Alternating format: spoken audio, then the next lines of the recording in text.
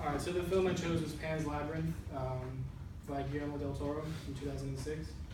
A little background of it, it's basically, the protagonist is this little girl, Ophelia, and it's set in 1944 in Spain. And she goes into a labyrinth and she meets a faun, and the faun tells her that she's actually a princess and she needs to complete 3 tasks in order to prove her worth, that she can go down to the underworld realm that she's a princess of. This is the second task, which is to go into a lair and retrieve a knife, but there's a creature in the lair. So it starts out panning across this table full of decadent food, and then stops with a pale man.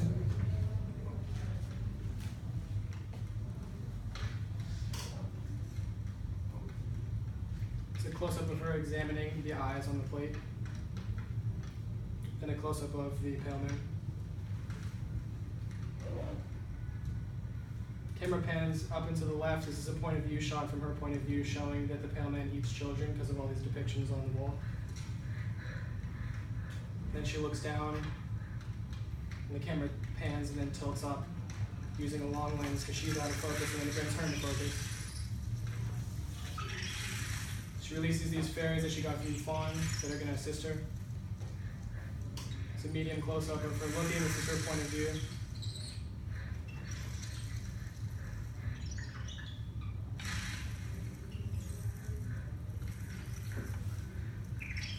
The fairy is instructing her to go to the middle lockbox. This is the key that she got from the first task.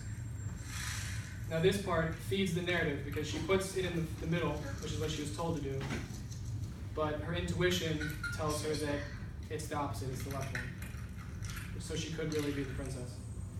So this is interesting. This is used a long lens because the fantasy realm is in the background, and this is reality, where an hourglass is that's showing that she has to be quick about this. In reality, in this movie, it's all bleak colors. It's all blues and darks and grays, and the fantasy depictions are very rich and vibrant and colorful.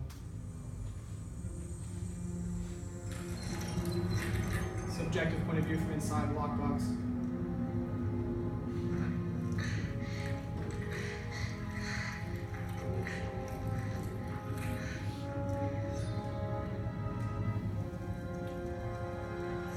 Close-up of the knife she retrieves. Comes back into a wide shot showing the table and the pale man.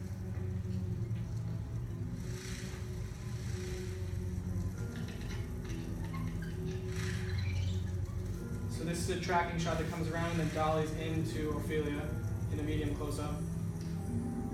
Now here, she's about to take a grape, and she is a 10-year-old girl. She's obviously been told not to eat the food because that's what's going to wake up the monster, but being a stubborn kid, that's what she does.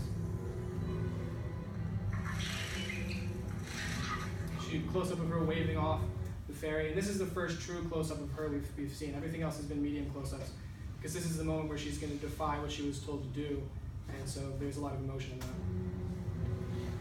A long lens, she looking back at the pale man.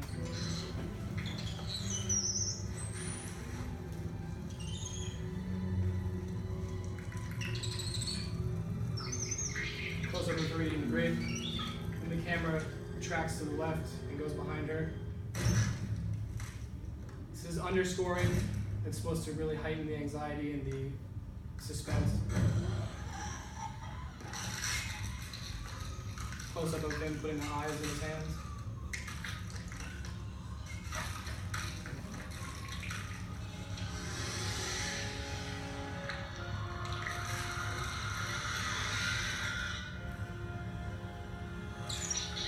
This is all unbeknownst to her. She's still eating grapes and has no idea.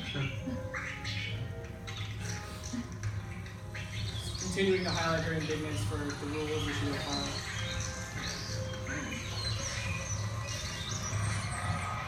This is her point of view, looking at the pale man.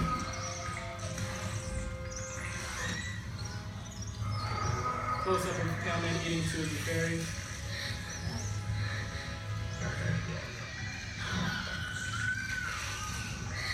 She's really realizing that she's made a huge mistake. This is a shot from the profiles of her running.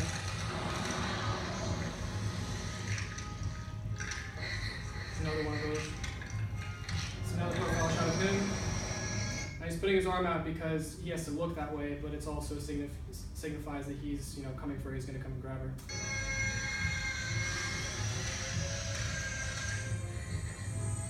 This is a shot of the hand across of the hourglass.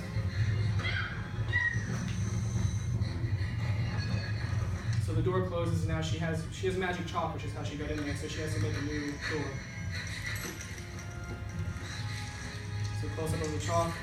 Then here she drops the chalk. This is another shot that's supposed to highlight the anxiety of the moment. Nothing's going right for her right now. Long lens, it focuses back on him. Emotional medium close-up.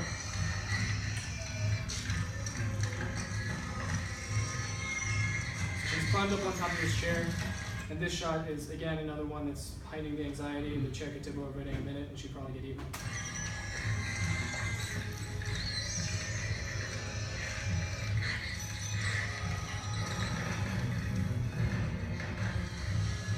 Close up of him closing in, but she pulls herself up over there.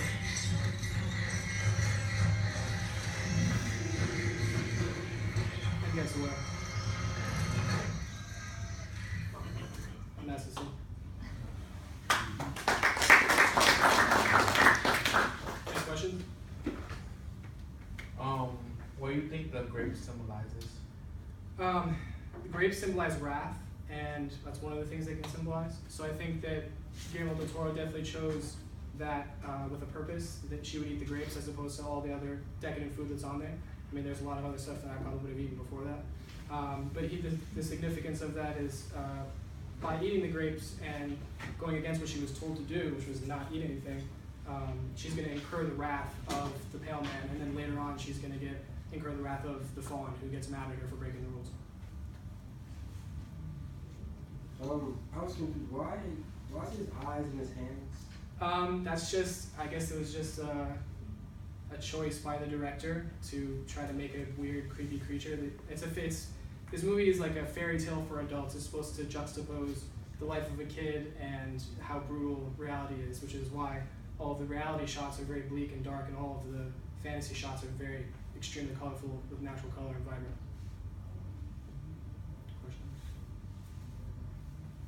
Yeah, that was my question. Like, is this reality? Why is it like all bleak and stuff, right?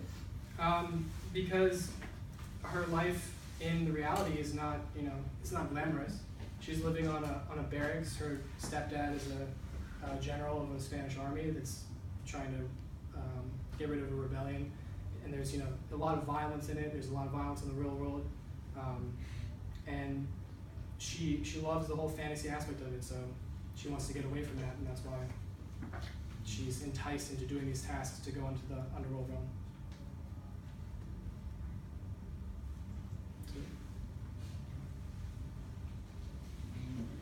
Okay, great.